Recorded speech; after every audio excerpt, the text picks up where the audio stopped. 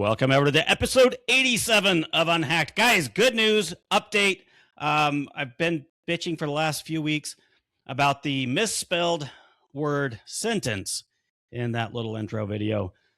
My good friend, my fiance, officially now, and my business partner went ahead and fixed my spelling error. She did all she could do, guys, but it still falls on me. I haven't downloaded it and published it. So it's still wrong today. She's going to be pissed, but don't tell her. Anyways, episode 87, guys. We said this as we ended last week. Not only are we building a portal that will encompass the entirety of the last 12 episodes where we talked about the cybersecurity fundamentals, but now we're going to get into the 12 future episodes of how to use AI. Like, it's all people want to talk about. Cybersecurity is important. Nobody gives a fuck. So we're going to talk about what people actually care about, and that's AI. Then I say it every week in my introduction. I'm Justin Chile, CEO of Phoenix IT Advisors, and we help businesses use technology to make money. Now we're going to do that. That is what we're going to do for the next 12 weeks. So with that, I'm Justin Shelley, CEO of Phoenix IT Advisors, and here we help businesses make money with technology, and then we help them protect that money from who, Mario? Everybody else besides the Russians. The Russian hackers, the government fines and penalties, and them bastard attorneys who come and sue your ass if you do get breached. That's who I am and what I do. Mario, tell everybody who you are, what you do, and who you do it for. Yeah, Mario Zaki, CEO of Mastech IT, located in New Jersey. We work with small to medium-sized businesses to keep them secure, give them peace of mind, knowing that their businesses are safe from not just the Russian hackers, but the Chinese, the Japanese, the whatever ease, everybody. We keep them safe from not just one specific country, but we make sure that their companies are there, securely, and that they're there. It's there when they wake up in the morning. Listen, you have to have a specialty. I specialize in Russian hackers. Brian, tell everybody who you are, what you do, and who you do it for. I don't really care about hackers. Anyway, my name is Brian Lashbaugh, CEO of B4 Networks, located in beautiful Niagara, Ontario, Canada, and I help business owners remove the frustrations and headaches that come with dealing with technology. All right, including the hackers. Including the hackers. Guys, we have a special guest today. I think he's making his debut performance. It's episode 87. He may have been here before and I forgot. I don't know. But our good friend Josh is joining us today because we started talking about AI. Josh got all excited and he's like, hey, can I please come on? Of course you can, Josh. It's not really how it happened. But Josh, thank you for being here. Go ahead and tell everybody who you are and what you do. No, I'm pretty sure I begged to come on. I think I even had to grease some palms and promise some money, maybe some hardware is on its way. Hey, the deposit cleared. We're good. We're good. Hey, there we go. You got my cash. But for those who don't know me, my name is Joshua Holloway. I'm the CEO for Seventh DI Technologies out of the Sacramento area with offices here in Sacramento, Reno, and pretty much clients across the continental United States. And we primarily focus on businesses who are restricted by compliance and don't know how to make compliance and technology work together. We're those guys who figure that out so that you can worry about making your business run and make money, and we can worry about how we make compliance work with your technology.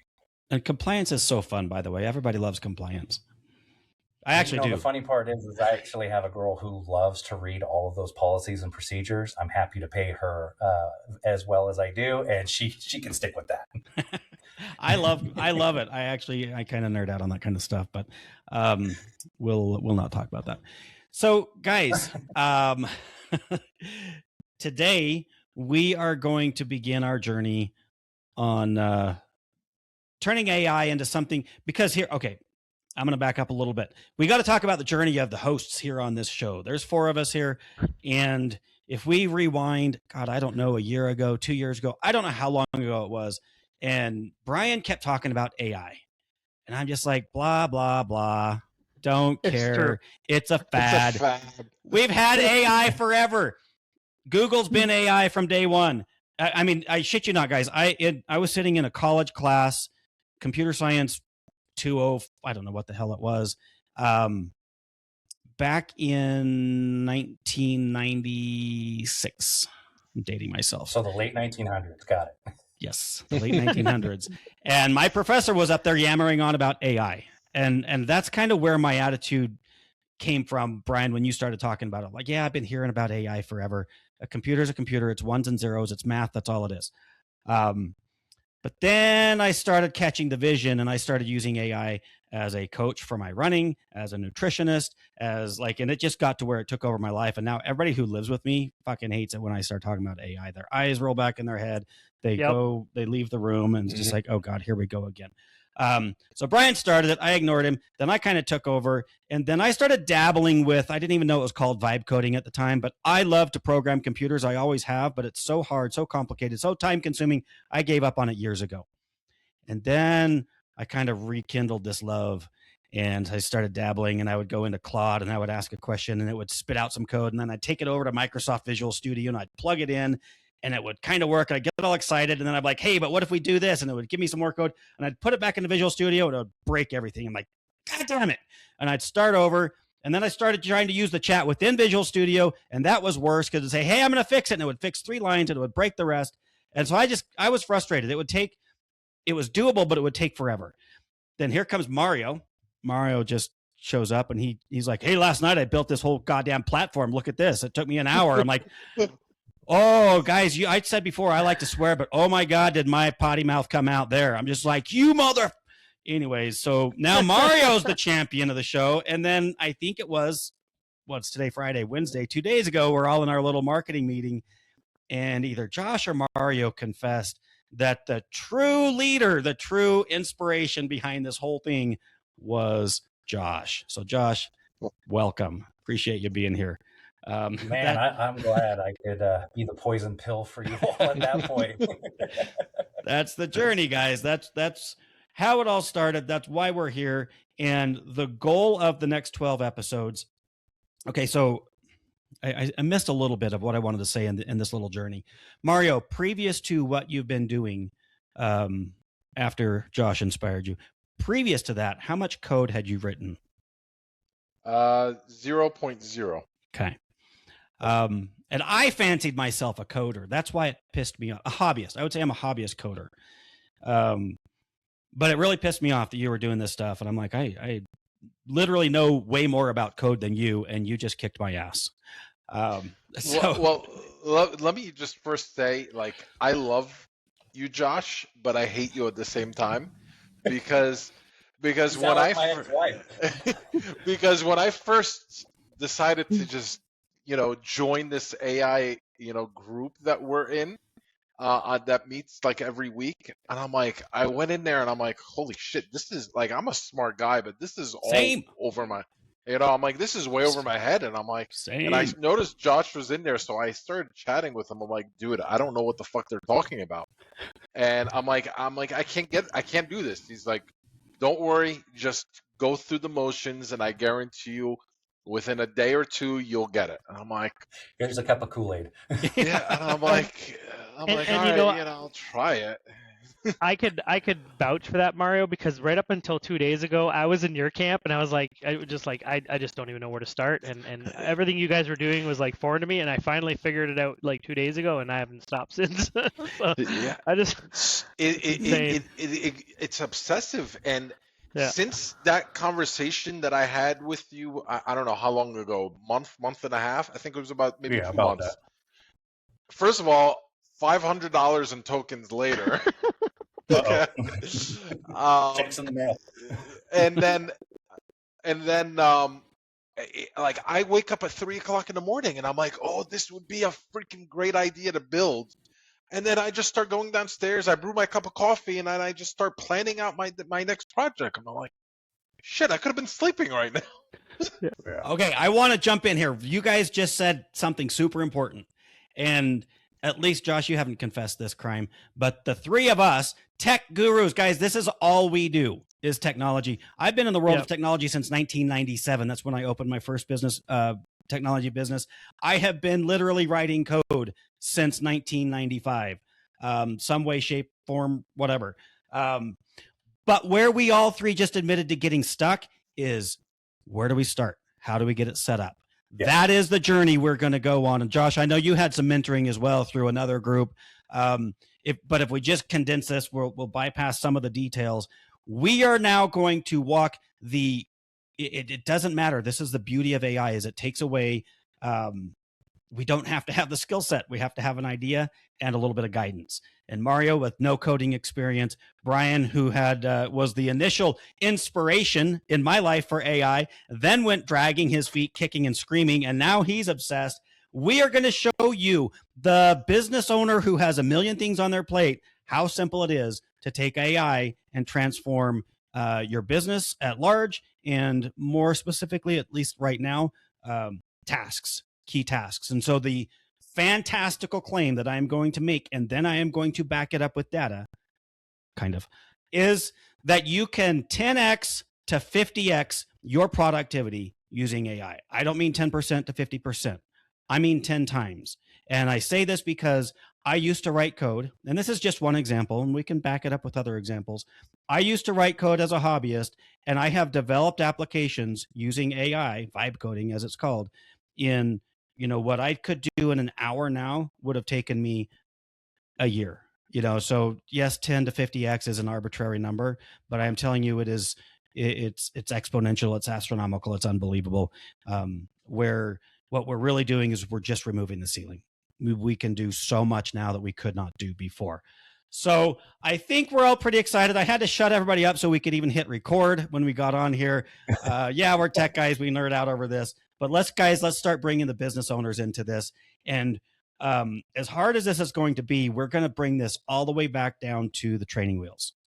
So one of the platforms that I use that I'm going to talk about today constantly drives this message home that AI is a crawl, walk, run experience. Today we're going to crawl, and we're going to talk about what to do for the next 4 weeks. We're going to go over this and give you guys assignments and coach you through them. Segment 2, the next month, the next 4 weeks, we're going to walk, and then at the very end, we're going to run. And to just kind of talk about what that means, we're going to set up a basic AI chat platform. We all know it as ChatGPT, Claude. There's dozens of them. And we're going to talk about how to secure them, how to lock them down, how to coach them on how to give you guys the best outputs. And then we're going to walk through some examples. So that's what we're going to cover over the next 4 weeks. Then we're going to talk about in the second segment, the second 4 weeks period, we're going to start talking about integrations where we give AI safe, secure access to business data. This is where it gets sketchy, and this is where you have to be super careful. So we're going to go into that. And in the last 4 weeks, we are going to teach you, the business owner who has never touched code. Mario's going to be our guide on this one. Well, we all are.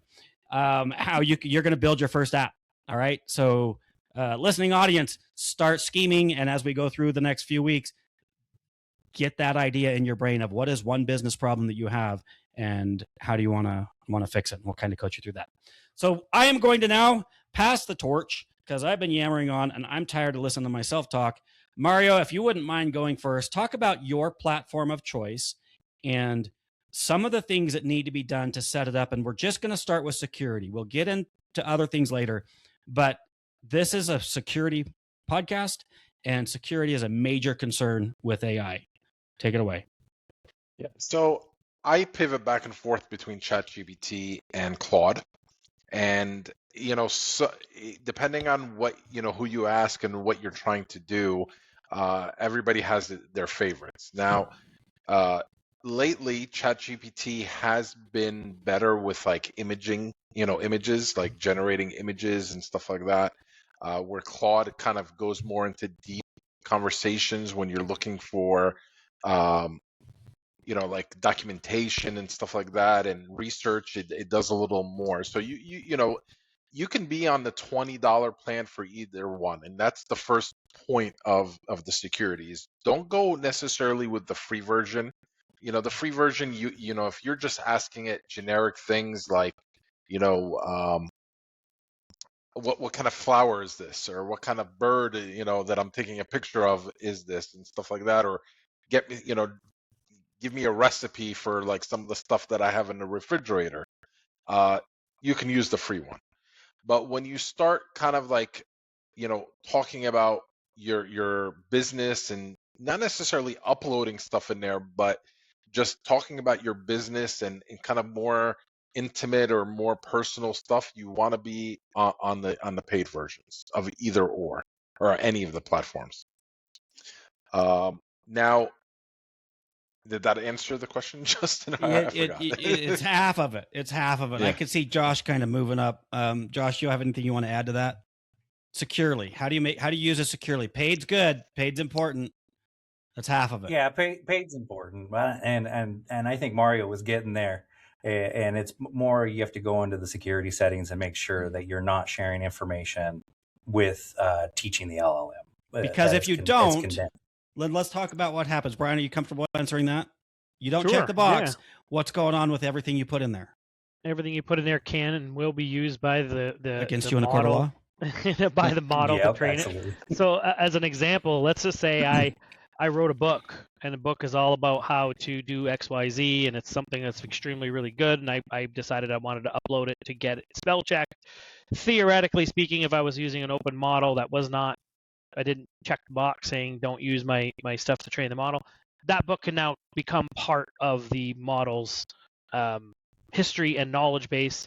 Mind you, it's going to probably get there anyway because they'll probably crawl my page at some point and find my book. But point being, if I was a lawyer or an accountant or any of that and I was putting client information in there, technically that could spill its way into the public LLM, and somebody asking a question that might be somewhat related, it might accidentally make its way into the results there, which is mind-boggling how that would happen, but it's possible. And by default, these security options are not enabled. Correct. Right. Correct. Yeah. Correct. I will give an example. And to some extent, AI is trained to warn you about this, but and here's my example of that. I was working on an integration, an API key, and you have to have tokens and secrets, and right, these are just basically passwords for computers. And I was troubleshooting something, and so I had created this token, or the secret for the token. And I pasted it into AI because I was having it help me walk through the process of troubleshooting. And it spit back to me immediately, which, by the way, I was going to do in my defense. I was going to do this anyways. This was just like I was just learning. But it's like, oh, I can see that you shared the secret. Please consider that compromised. Delete it immediately. Go in and recreate a new one. And, don't ever fucking do that again, Justin, you dumbass. That's what AI said to me. And those are, of course, my inner voices coming out now. But it was interesting that AI kind of told on itself, and it's telling of how important it is to keep information that you don't want exposed out of these chats unless you've set up some basic security, which is the point of this whole thing. Anybody else have anything you want to add as far as security goes? I could probably add one little thing, and that is there is the possibility or the potential to use a third party, or an internal tool that you can paste your conversations into that will extract things like social security numbers, social insurance numbers, things like driver's licenses and things like that prior to putting it into the chat. And I believe, if I'm not mistaken, the one that you're going to introduce, Justin, does all of that. Like, it doesn't submit everything to the LLM verbatim. It first goes through like a data massaging and then submits it to the LLM. And so that the data that's hitting the LLM is actually cleaned of anything private and confidential. Right. Yeah, and I am going to go there. Before I do that, Josh and Brian both, do you have an LLM of choice, a platform of choice? Josh, why don't you go first? Did you already say? No, I didn't get a chance to say, but I kind of dance between the two. I'm like Mario, a lot of ChatGPT, primarily Claude right now. But I can give you the reasons why I bounce between the two. Mario hit on it too. Like, ChatGPT is kind of where we started. I built a lot of GPTs for conversational or short form interactions. Claude, it was more those in-depth, long-form interactions. What that means is I'm uploading large files or things that we're going to need to maintain a conversation a lot longer, where we have memory capabilities. But I do use both. I bounce back and forth. But primarily lately, a huge chunk of my life has been in Claude, unless I'm writing an email. If I'm writing an email, I got great stories about ChatGPT. Oh, that sounds fun. Brian, what's your platform these days? My platform these days is Claude. Now, like Josh, alluded to, I also started off in ChatGPT, and a lot of my custom GPTs that I created are in there. But lately, I've been migrating everything over to Claude. I like the interface better. I've got Claude Desktop. I could send instructions to my computer through my phone, and obviously, some of the things that we set up initially were, and the basics of setting up I think is what you wanted me to also address, is obviously that toggle switch in the settings that just says don't share, like don't use my information to train the model. But there's also an instruction set in the settings that you can then, like I've pre-filled it with who I am, where I work, and a little bit about my company. I've pre-filled it with like what kind of voice and tone that I want to use, right? So I don't like a lot of the AI-ism, like where they use the M dashes. So I explicitly told it never to use M dashes and don't use pictures and emojis in anything I put in. I told it what kind of sentence structure and language I like. Formatting rules, like I like things in point form. I don't like things when they're described in paragraphs. So I went through and put a lot of those settings directly into the main settings of Claude. And that means every single chat I then starts with that basic set of instructions already. It already knows who I am, where I work, what my website is, all about me, and what my preferences are and all that stuff. So I don't have to repeat that at the beginning of every chat. Right. Real quick, Brian hit on something I think we should bring back up. And he talked about going into the security settings and hitting that check box again to make sure, or just make sure that that's checked off, not to share. I think one thing we need to talk about is periodically you need to check that and make sure that it's still active, because it unchecks itself. It unchecks itself, right? Son so you got to of a periodically bitch. check every now and again that you're not sharing with the LLM, because somehow miraculously an update accidentally flipped that switch. I found that the other day. I Yes, can't I say that's did. ever happened to me, but I can see it. Have see you that being a checked? problem. Have I was you just in there. checked to see if I it's checked? I was just in there like 5 minutes ago, getting information on what I put in my settings. So yeah, It's true of so many things, though. Like so many of these, even social media. I was on Facebook sending out some announcements for an event, and all of a sudden I had friends, and I know they were friends on Facebook, and they're gone. Just gone. I had to reconnect with them. I'm like, hey, I didn't really unfriend you, but here we for are. a second there, I thought you were going to say MySpace. No, they unfriended you, MySpace. Justin. maybe they did. Wouldn't blame them, but I don't know. Like this stuff, it does get weird. Updates will definitely mess with your security settings. You have to be careful. Anyways, I just had to claim that it announced that I had less friends than I thought. If you're using the web-based too, and then you just decide to download the desktop version, I would check on the desktop version that it carried over, because sometimes with certain builds they give you the defaults, which again is enabled by default. Justin pauses to check settings. Anyways, yeah, like you always have to check this stuff. So I want to kind of say two things from what we've just talked about, and then we're going to actually move on to the next segment. But number one, everybody here has said Claude and GPT, some version of both those. Within those, of course, there's different models that you can select from. I leave mine on automatic. I let it do its own thing most of the time. But does anybody know how many LLMs there really are? Oh gosh, no. I mean, I don't think there's too many to count. Is it dozens? Is it hundreds? Probably thousands. I'm sure it's hundreds, easy, if not thousands. Hundreds of thousands. Because people are getting other people's LLMs and then they're building their own on top of those. Hundreds of thousands. So I'm grateful right now that we're only talking about two. But now, on that note, I'm going to introduce my platform of choice when I want to be secure. Is because I'll just be straight up honest. I don't trust those checkboxes. It's fine that I can say, hey, please don't steal my information, Zuckerberg. Yeah, right. Please don't Google steal my information. Not happening, guys. So if I really want to be secure, now I do use Claude, I use ChatGPT all the time, but it's for personal stuff largely. It's my running coach. It's my PT. My physical therapist now after I broke my ankle and I'm trying to get back into real life. It's my nutritionist. I already mentioned some of this stuff. It's my therapist. It's everything. It runs my life. I'm fucked. But when I really want to do something secure, like the other day, I had a list of handwritten notes that a new client gave me. This is all of our passwords, and I like to document them. And so I just fed it into a scanner and I uploaded it to this secure platform so that it could pull out the usernames and passwords and whatever. And I don't have to worry about those escaping the system because it is a contained system. And I like that, the security feature. And then another thing I like about it is that when I'm chatting with it, there's a drop-down list on, at any given time, I can just hit that and select from one of about 45 different LLMs. Now I'm not smart enough to know which one does what and better. So I pick one of my favorites and leave it. But you do have that option if you really want to dig a little bit deeper. This platform that I use, I don't mind dropping their name, HATZ, HATZ.ai. That's my flavor of choice right now. I'll give them a plug, but it could also change. You know, this is the thing about technology. Tomorrow it could be a whole different thing. I don't know. I'm just saying right now, it's a great platform that I can use to do that, to stay secure very easily, because that is their whole premise, is that they don't let your information out into the ether. Their LLMs live within a contained space.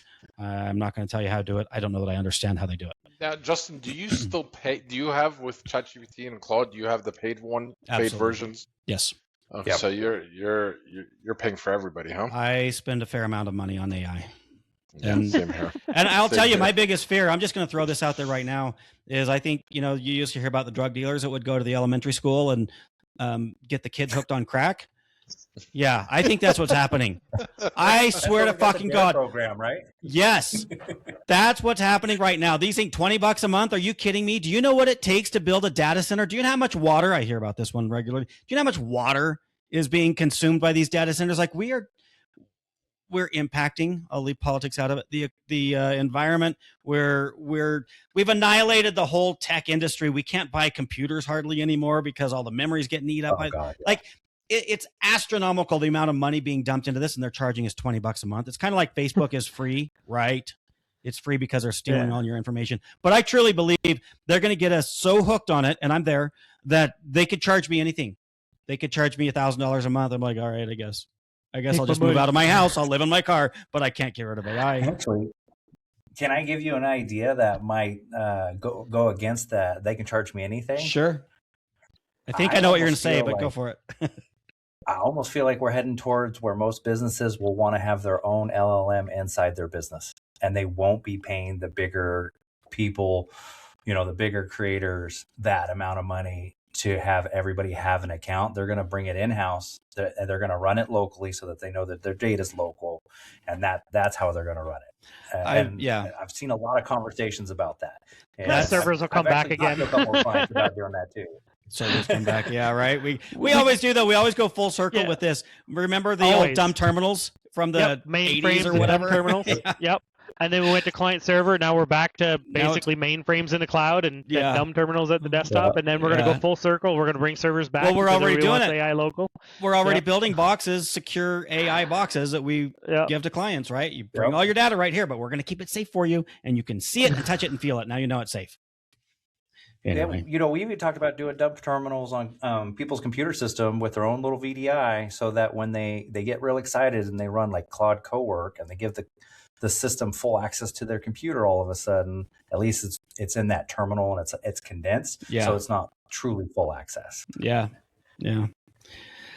And I'm still bitter about how much RAM and computers cost now because of these guys. Because of us, Mario. Don't because of these guys. We're the ones that are eating it up. Yeah, but within the last 6 months, prices have more than doubled, maybe tripled.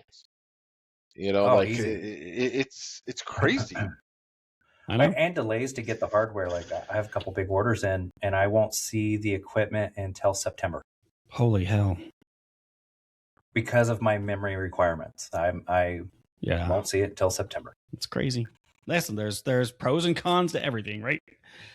So let's go ahead. I think we've dabbled in security. I will not say we've covered security. We have at least introduced the subject. Guys, just be careful. Just assume that if you're putting it into a chatbot, it's public domain. So don't put anything in there unless you have a very professionally set up, secured environment. Otherwise, one other caveat to that security is, are we talking about it as security as a whole beyond just one person using it? Are we also talking about how businesses deploy it and use it, and they should have an acceptable use policy that they we're going to get there employees by? In the second segment, the second 4-week segment. We're going to talk about integrations and where we are starting to pull in company data, and that will definitely be a topic for that. Right now we're talking about individual use, business or home, whatever. We're using it just to Well, great question. What are we using it to do? That's what we're going to talk about next. So we're going to go around the room. If you guys are ready, raise your hand or whatever. If not, I can talk through mine and give you some time. But do you guys have an example of how you currently use AI in your business or in your life where you are increasing your productivity by 50 times or close? Brian. Okay, so you said you didn't want to go first. Well, in this particular case, yes, because I have an example, and most of you here know it because I created this bot a few months back.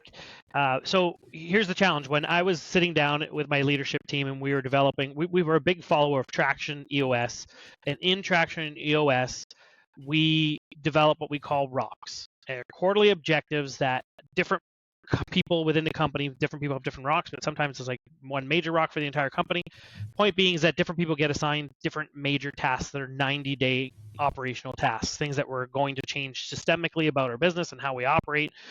And it takes a lot of thought, right? We decide how we're going to make it happen. We decide all the ins and outs of what it's going to do.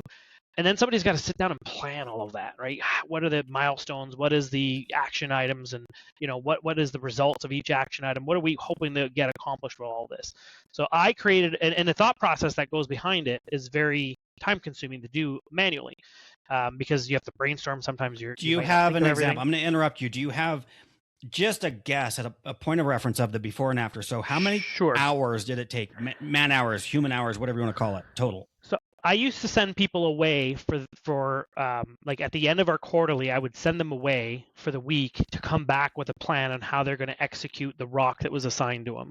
Sometimes that plan would come back and be like, no, that's totally not what we talked about. And we'd have to go back and forth and back and forth. So it could be a couple of weeks before we actually had a fully thought out plan of action with milestones and everything. So we're probably looking at about 20 hours maybe worth of actual hands-on work, right? Because they're brainstorming it, they're jotting it down, they're trying to move things around and shift things around. I created a bot, or essentially a ChatGPT, a custom ChatGPT that goes through a set of seven different steps in the process. First is identifying what you want to do.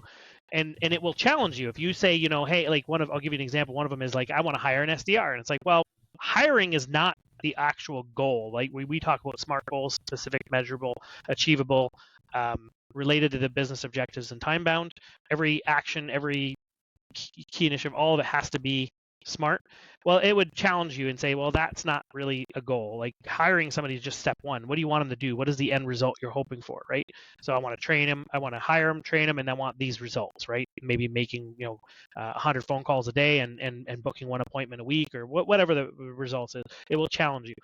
And so it then goes through an entire 7-step process, basically getting you to go through all of the things. Within about an hour, you can have an entire plan completely broken up in weekly actions with different milestones and what each milestone's end result should look like, all of them formatted in a SMART format. And it's basically, it could be a 2-page, 3-page, or 50-page document, depending on how big this key initiative is, this rock. And essentially, if you look at it from the point of view, essentially it's creating a project plan. What is that project plan going to look like? That document that it produces is something that you can hand over to anybody, and they will get the same result you were hoping for, even if you're not the one doing it, right? So it's that detailed of a plan. What used to take 20 to 30 hours worth of work, you can do in 1 hour now.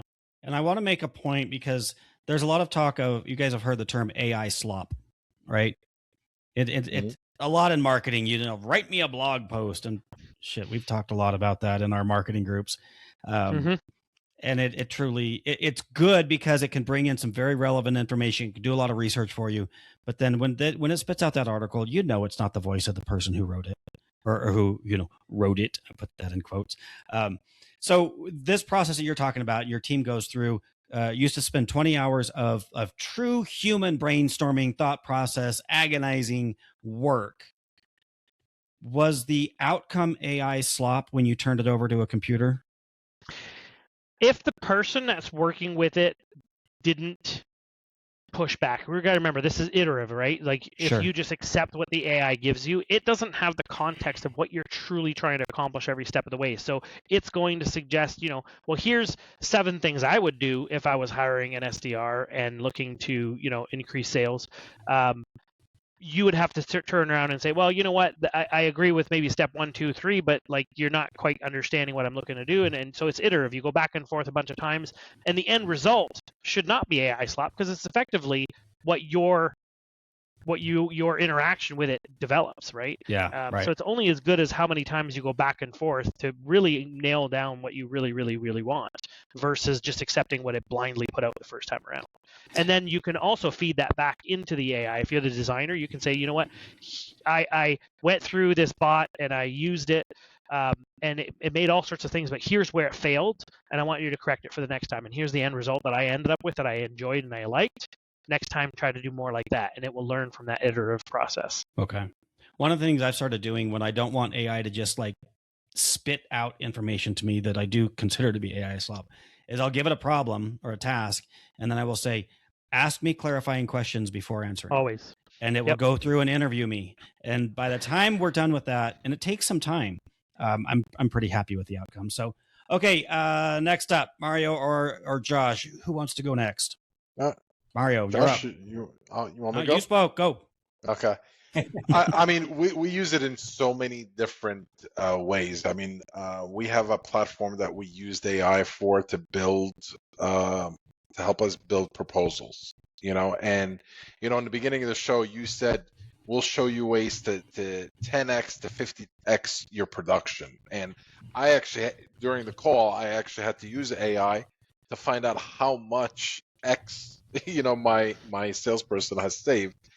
And, a little background is it used to take him about 2 to 3 hours, about 3 hours to put together like a complicated proposal for a prospect. With this platform, he's now able to go in there, and no matter how complex it is, he's able to finish proposals in about 5 minutes. So you said 3 hours? Sorry, I was typing, and I admit I was distracted. Yeah. 3 hours to 5 minutes. Okay. Yeah, he switched from 3 hours to 5 minutes, which is 36x, in case anybody wanted the math. And again, AI helped me with that math. But now, did you check it? Did you fact check it? Hallucinations. Now he's able to, and I'll be honest with you, and we share a wall, so he can probably hear me right now. But I would always know when we have like if I don't check the calendar, I always know we have like a big meeting the next day, because he'll stay late and he'll call me like at 7, 8, 9, 10 o'clock at night and say, Mario, I have a question about tomorrow's proposal. Are we going to itemize this, this, and this? Or how do I do this? Or the system, keeps erroring out when I try to do this. And now I don't hear from him. Now, gotcha. he puts it in, and it just, I thought you were saying now with AI you were getting those calls. No, okay. Now I don't get those calls because gotcha. he's done in 5 minutes, and everything is exactly what he wants. Even if he wants to itemize something that we normally don't itemize, he's able to, with a couple clicks, boom, boom, boom, and he's done. So it has saved just him, hours, on if we're doing like 2 proposals a week, it saves him upwards to like 6 hours in a work week, which is huge, I think that's great. I think the bigger component though is because it's repetitive and it's mundane tasks. It was always error prone, right? You always had a lot of room for error, and now because it's effectively automated, you're removing that error proneness, and you're producing predictability. I always like to say, it's like McDonald's. You go to a McDonald's here in Canada and one in the US or across the country, wherever, and the burger just tastes the same no matter where you are, unless just as bad at this one as it did at the last one. Yeah, I love McDonald's. I love McDonald's. Right? I'm just kidding. But what you effectively have done now is you've systematized and institutionalized the way you want your quotes to go out. And now if you hired a second salesperson, the result will be identical, regardless of who's doing the work. And that is huge as far as I'm concerned, right? Yeah. And this is what's going to circle back, the whole theme for these next 12 weeks is how we're going to help business owners do similar things in a secure manner that will help them or their employees be more productive. We're not necessarily saying you need to, you'll be able to fire some employees, but you can reallocate their time to do other things. And I want to make the point to the audience that we're going to come back next week and do a little bit more of a deep dive on how to set these up and how to get these results. Right now, we're making the claim. We're setting the stage. Okay, that is the point today. Stay with us, because you listen to this for 12 weeks, you will come out. You won't be able to recognize yourself, your business, and your processes along the way. Josh, you're up. Well, so I got about three I was just thinking about as you guys were going through. And I think, Mario, you probably like 50x your time, because it's your personal time at home with the family that's no longer being disrupted. So you're getting that back too. So I think we hit Justin's big ass hairy claim that we can 50x. Big ass hairy claim. I'm writing that one down. Oh, well, actually, I'm going to interrupt. It's probably somewhere up to 100x, because every time I got those phone calls, my wife was next to me and she would sit there and complain. Why does he call you so much? Why can't you guys just figure this out? And that will go on. Yeah, that will go on for about 2-3 hours, maybe for a day or two. So it's probably around 100x, if not more. Yeah, guys, we didn't know we were marriage counselors. We just solved marriage problems here. Yeah. AI will help you with your marriage. Exactly. Well, some of the ones I wanted to hit on was, so in my marketing team, we've actually generated GPT personas that we take our blogs and we write to those personas, and we have those personas like read through them. And then those would be customer-based personas. The other thing we did is we took the customer-based personas and created employees on my side that are writing to those personas, industry, job, and life aspects, right? And then we go through those blogs to hit on those industries. So it's geared a little bit better towards them. I have one person doing that, and all of that said she's doing blog posts in about an hour, and she's doing it for 5 different industries. How long did it take before? Do you know? I know it was taking her about 8 to 10. Okay. 8 to 10 down to 1. Mario, you can ask the AI what that X output is there. So that's one of them. The other one is I take all my meetings, I record them. So either I'm using devices like Claude or Copilot or whatever, Teams, anything that allows for me to record and get a transcription. I get that. I have a GPT. I run that entire thing through, and I do 2 things with it. One, I get back all the promises that I made, so I can make sure that I hit those when I give them a good proposal and a quote, and make sure that when we launch with them, we're hitting their pain points. The other one is I have an interactive conversation with it, as like, what did I miss? What opportunities did I miss in my sales process? Like, because people will talk about their true pain points, and we may stick on one point and they were talking about another one, and I completely miss it. So I have these conversations with the GPT, and the one I have is really mean, and it will pretty much flat out tell me that I was an idiot. And basically, you should go back and listen to this recording and figure out how you should be a better salesman. And it's not that rough, but it is that rough. And one day it actually really hurt my feelings. But I've noticed where I've missed some of the things that people have been talking about, because I'll hear a buzzword or a keyword, and I'm like, oh, that's important to them. But they said 2 other things that were important. So the nice thing is I take that information and I'll do a roundup email, and I'll hit the points I remember and then the points that it found too. So I'm giving a more thoughtful, thorough response back to prospects, to existing clients when we're conducting our like TBRs, SBRs, QBRs, whatever you guys want to call them, those quarterly meetings where we're getting together and looking at those. And that's helped out tenfold. They love that. They love that. Yeah. Yeah. And, for me, I would say I'd probably spend about 3 hours going through that and re-listening to it. But honestly, what it's catching that I'm not is priceless, hour-wise times. Yeah. And I think the last one, and I'm actually gonna go away from ChatGPT and I'm gonna head over to the Claude side of things. I've been using Claude because it's long form. That when I'm talking about AI with my customers, I will take one of their job roles and I will ask them what's their daily tasks, their weekly tasks, their monthly tasks, their quarterly tasks, and give me their whole job description.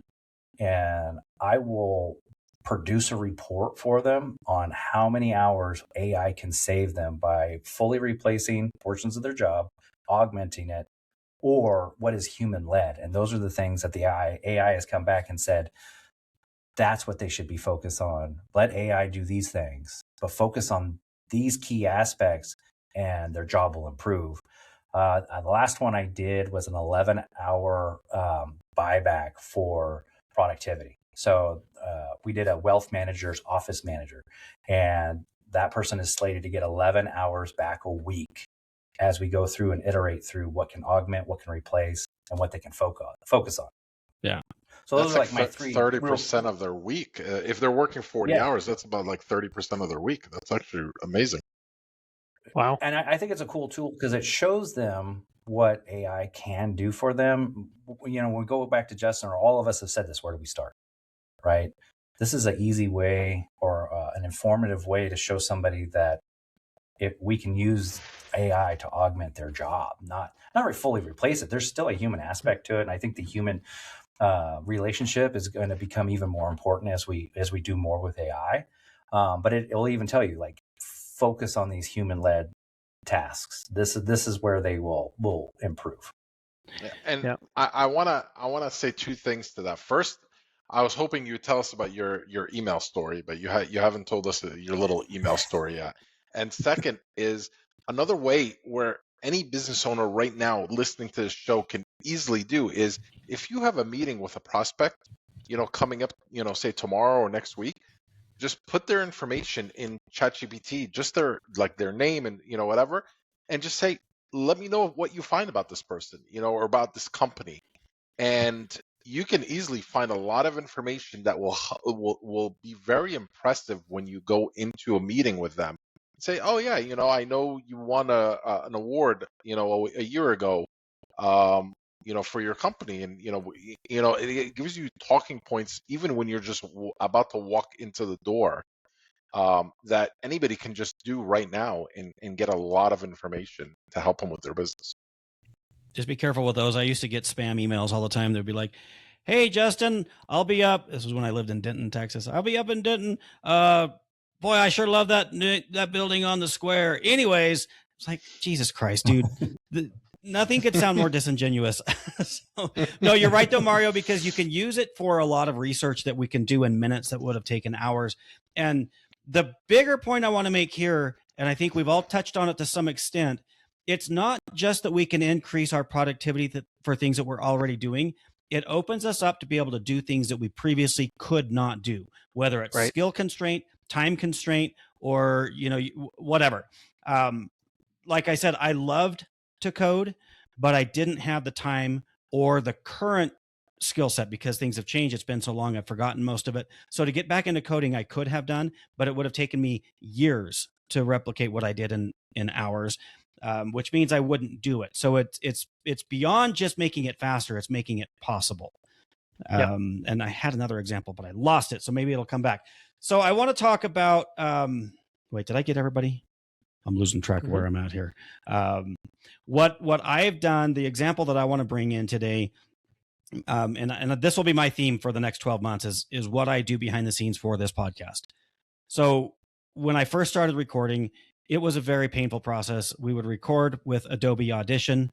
Then I would take that and I would do some sound editing.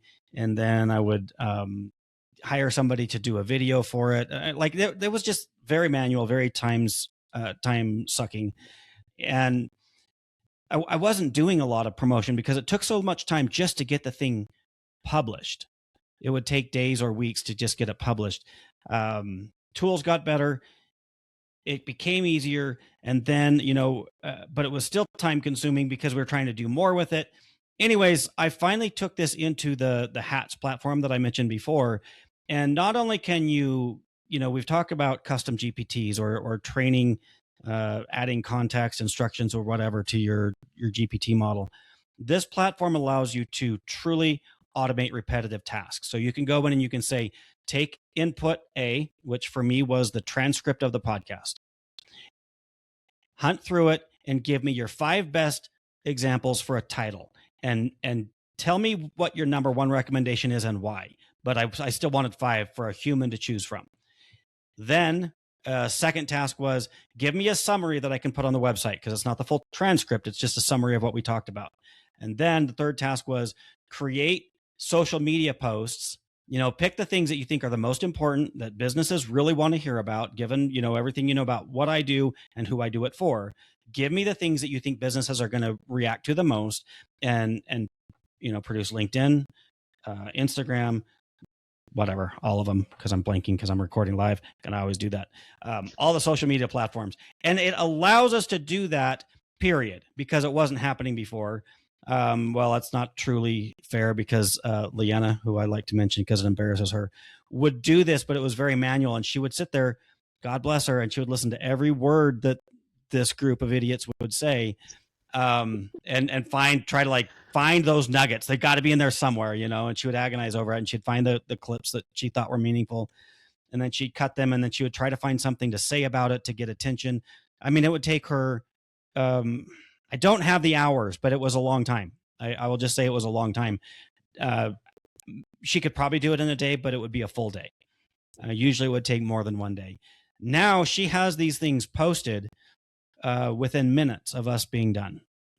I walk out of this room after we record. She walks in, jumps on her computer, and she's got, our platform has AI built into it. So it will pump out some social media clips. I don't know if she uses those or not.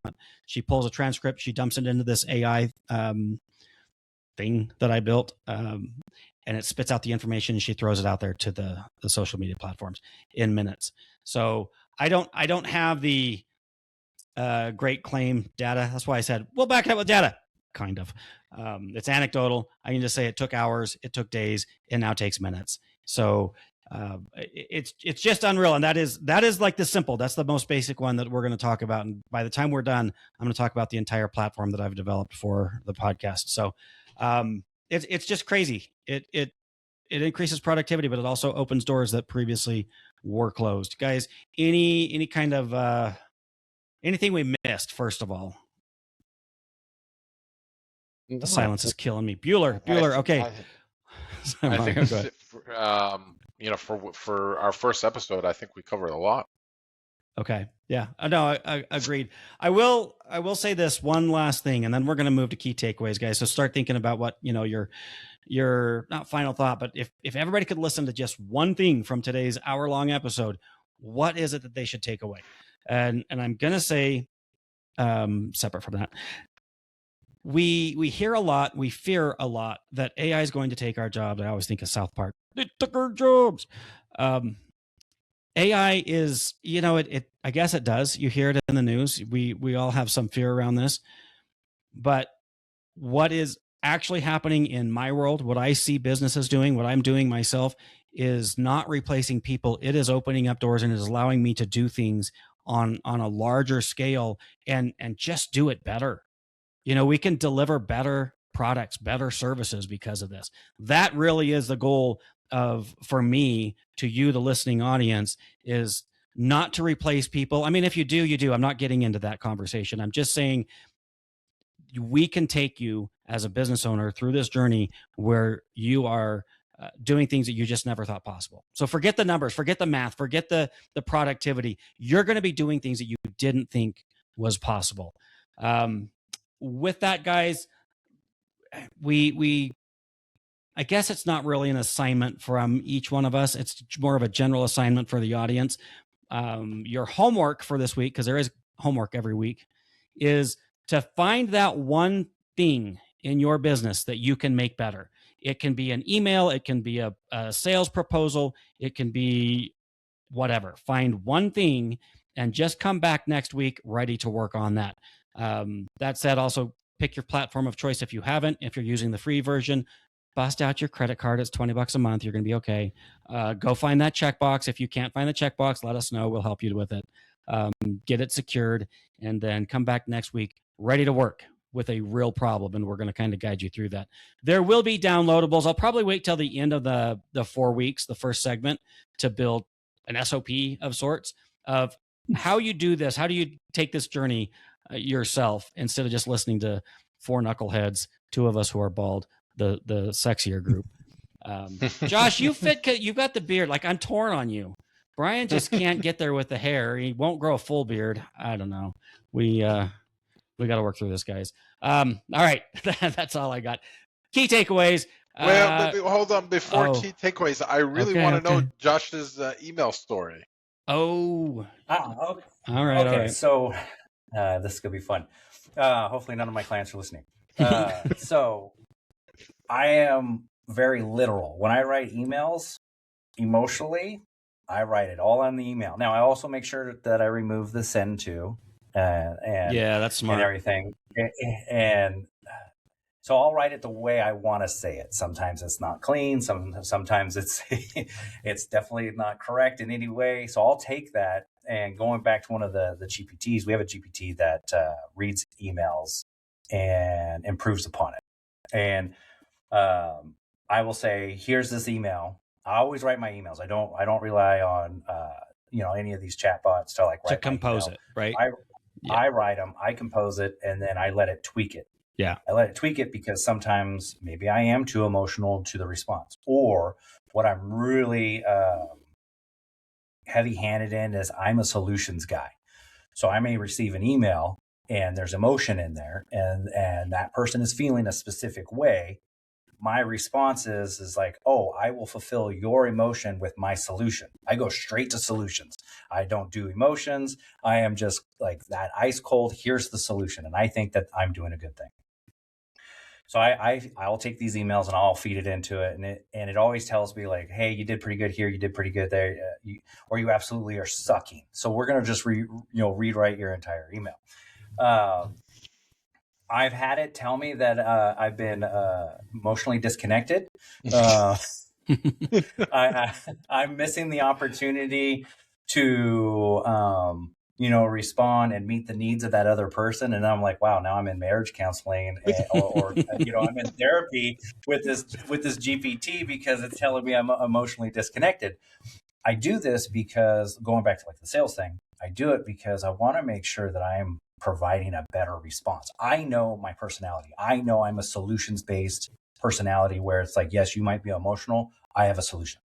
And we're all technology guys. What are we? We're solutions-based in most cases.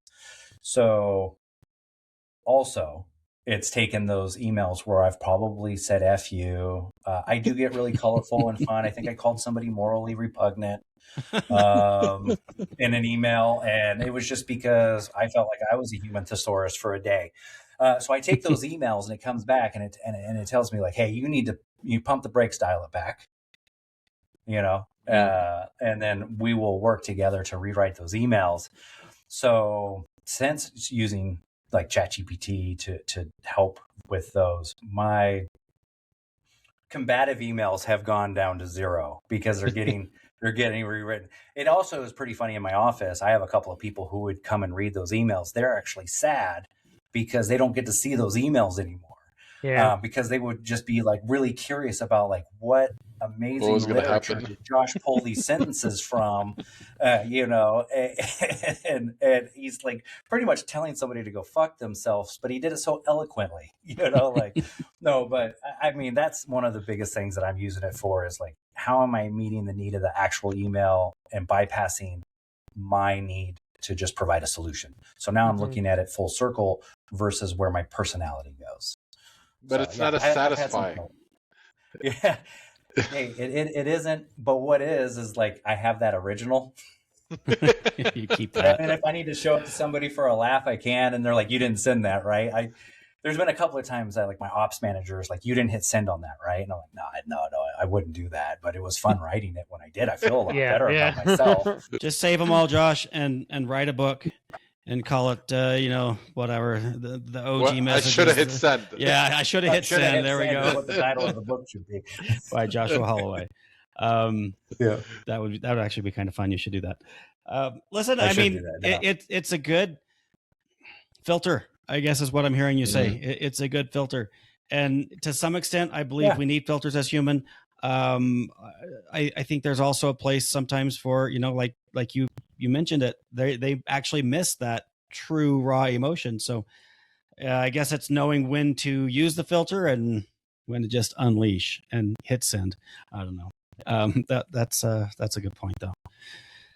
It is the filters. And I can do my takeaways too from that one. Also, I have 2 takeaways where people should start to think.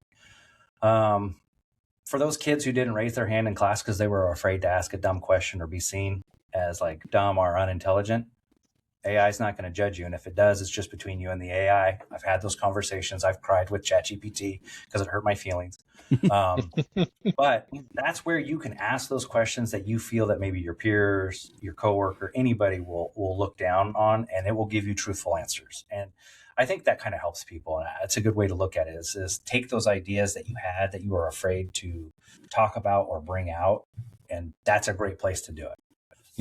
So that's one of the takeaways. The other takeaway is we're not going to lose our jobs to AI. We're going to lose our jobs to people who can use AI. Yeah. So everybody should be learning to use AI. And beyond prompting is easy. It's a conversation. We should start really moving past the prompting and start to look at and just like what we're going to be doing in the 12-week segments, or you guys are going to be working on in the 12 segments, is getting past just the prompting.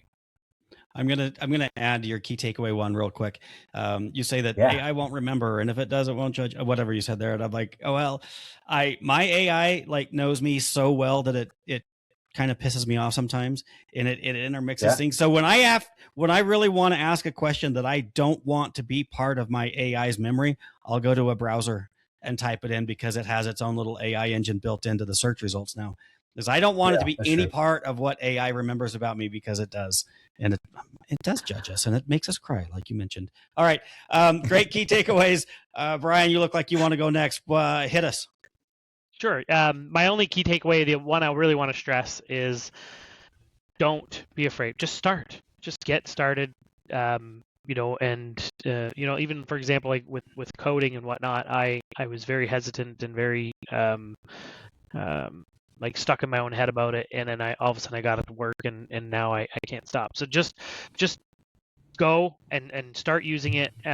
Follow our instructions over the next 12 weeks, and by the time you're done, your business will be completely different. All right, Mario. Yeah. For me, and we're all at least in our late 40s or early 50s, and we always sit there and talk about like these younger generations, how they don't really use their minds, or they're glued to the screen and stuff like that. What I feel like AI actually has helped is kind of help you think, because it really, especially when you start programming and creating like your dashboards and stuff like that, it really helps you kind of start thinking outside the box, and a lot, and that's been missing for a few years now, is kind of thinking outside the box. A lot of people are going through motions, and they're just kind of doing what they think are just not mind-numbing, scrolling and stuff like that. What AI has helped, at least myself and even my family, because my wife used to be all against AI and hated it when I was chatting with it. And I would log on to my ChatGPT that I leave logged on my home computer, and I'll see, some of the previous conversations, and I realize that she started using it as well. It helps you kind of start thinking, because, when you start thinking, you'll ask it questions and you'll get answers, and you'll learn stuff over, new again, or for the first time. So it has helped people start using their brains, I think, a little more than what we were accustomed to for the last couple of years. Yeah. And I'll build on that and just say, make sure that you ask your AI of choice to ask you questions back. I have found that to be super helpful. Don't make assumptions. Don't just spit out answers. Make sure that you've clarified so that you can give me good information. And you can, sorry, to add on to that one, you could actually, in settings, and I think we're going to get into that, is you can tell it that you don't want it to just agree with you. You want it to actually somewhat argue with you and stuff like that, and not necessarily agree with you on everything that you say. And, we got to find a stopping point somewhere, but one more thing, and then we'll do the next one more thing. It will do this on its own. It's better to set it up through the instructions, because you're kind of shortcutting, but your AI will mirror your tone. I have some weird thing where in a professional setting, like I swear like a sailor. Nobody is surprised by this, but for some reason, when I'm getting advice from my AI of choice, I don't want it to swear at me. So I don't use profanity when I'm using AI. It's the dumbest thing. Today I did, and like immediately it starts swearing back at me. I'm like, damn it, I shouldn't have done that, because now it's going to swear at me, and I don't know why it matters, but it matters. So I don't know. It'll mirror you. Like if you push back or it tells it to push back over time, it kind of picks up on what you want and it will do it for you. But you do have that ability to go into the settings and kind of fine tune and tweak that. So definitely, listening audience, go through and do that. In fact, it's part of your homework assignment. If you're here to learn, and if you're here to learn, you better work. I pulled a profanity right there. I edited myself. Go in, get your platform of choice. Pull out your credit card if you haven't already. Pay the $20, you cheapskate, and then go into the settings and start playing around with it. Find that security setting. It's only one, and use it. Make sure that you're not allowing them to train on your data. But with that, keep in mind, just assume it's going to anyways.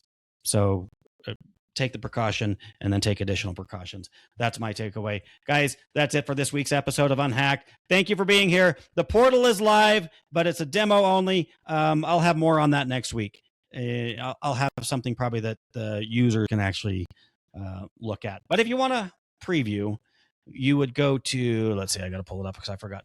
unhackedportal.azure websites, AZURE websites.net. And I always put .com and mess it up. Anyways, you can go see what we're building. By the time this thing's over, we should have a fine-tuned machine for you to use to lock down your security in general. Guys, I am Justin Shelley. Remember, I fucked up. We're going to edit this out. Actually, I don't edit anything. We need to do our goodbyes. Go to unhackmybusiness.com. Guys, I'm going to have to replace myself with AI next week because I'm really messing this up. You're fired. I tried to do it when we first got on. There's a thing. Riverside is the platform we use, and I'm on another tangent. I guess. Oh, maybe I'll try it. You can go in and you can change your video so that you're like a cartoon character or something. So the part where I'm screwing everything up, I'm just going to turn it into a raccoon.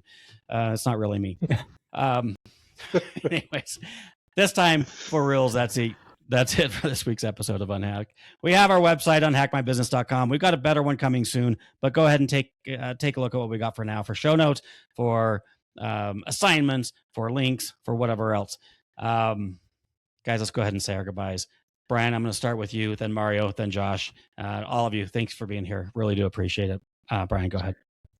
Brian Lashbro with B4 Networks. If you're looking for somebody to help you on your journey, in this case with AI, reach out to us and we'll be your guide and help you through that journey.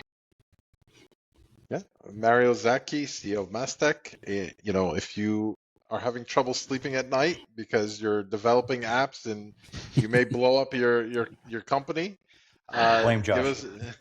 Blame Josh, exactly. But let us know and we'll help you. Do it in an effective manner and security with security in mind. Thank you, guys. And I'm Joshua Holloway with 7th Technologies. Wanted to say thank you to Brian, Justin, and Mario for bringing me in on this one. And if you guys are ever looking for IT services in the Sacramento, California, Nevada, Reno area, I'm happy to help you.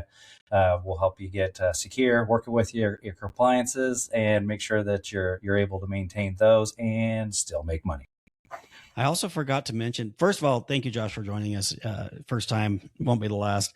If you're listening on wherever, Spotify, on your phone, Apple Podcasts, whatever, if you go to the notes section within the podcast, I'm not talking about a website, all of our website links are there for all four of us. So if you forget to write it down, just flip over, tap, click, whatever.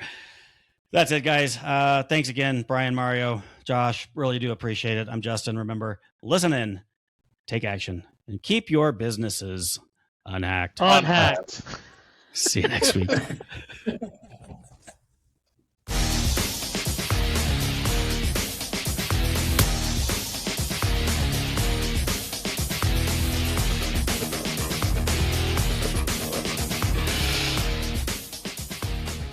I hate my life.